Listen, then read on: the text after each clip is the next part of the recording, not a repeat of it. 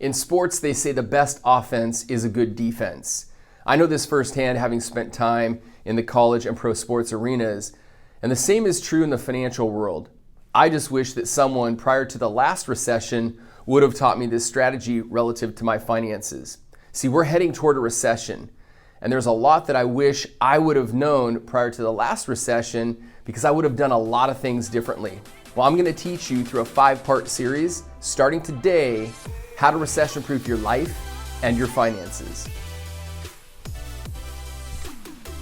Hey friends, welcome back to another episode of Making Sense of the Markets. It's Saturday morning, November 16th, 2019, and I'm excited to share with you today part 1 of my 5-part series on how to recession-proof your life and your finances. See, we're heading toward a recession. It's 2019.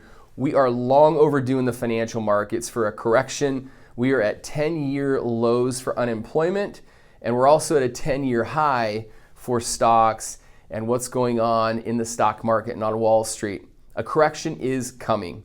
I believe the next recession is right around the corner. I believe the next recession is going to be a long, slow recession versus the last one that we saw in 2008 that was really abrupt and really lethal financially speaking.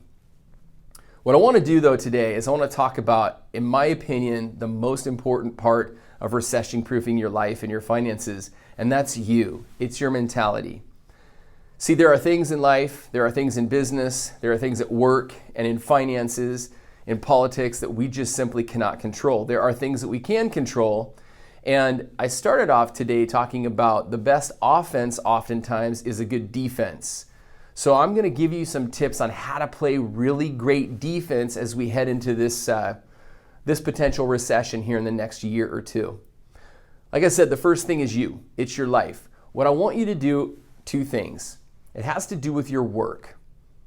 You see, our jobs, that's how we raise our families, support our families, give back to the communities, pay our mortgage, pay for bills, live a better life, maybe take trips.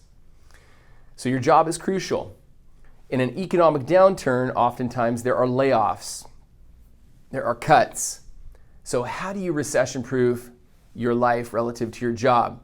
Starting Monday, show up big at work. Show up with a better attitude. Show up as a giver. Show up as a supporter, as an extra miler. Things that you should always be doing, but sometimes we take that for granted. So the first thing, change your attitude at work.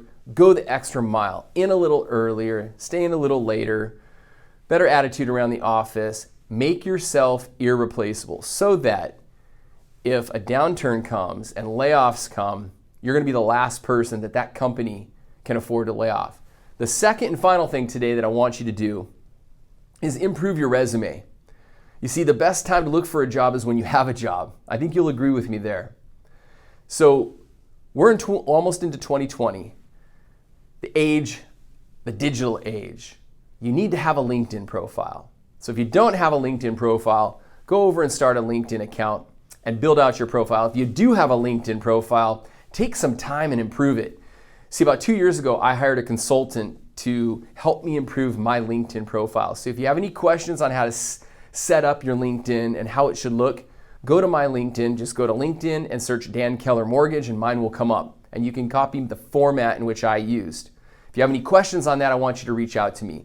2 things, improve your attitude at work, show up big, go the extra mile, be irreplaceable. Number 2, improve your resume, improve your LinkedIn. That's the first step to recession-proofing your life. I hope this information was helpful. Before I leave today, I want to talk about the mortgage markets.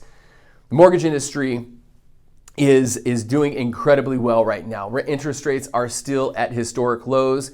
They are down from the previous week. As you can see, average 30-year fixed rates, depending on your credit score and your down payment and type of property purchased, are right around the 3.75 to 3.875 range. If you have questions around this, I'd love to be a resource, okay?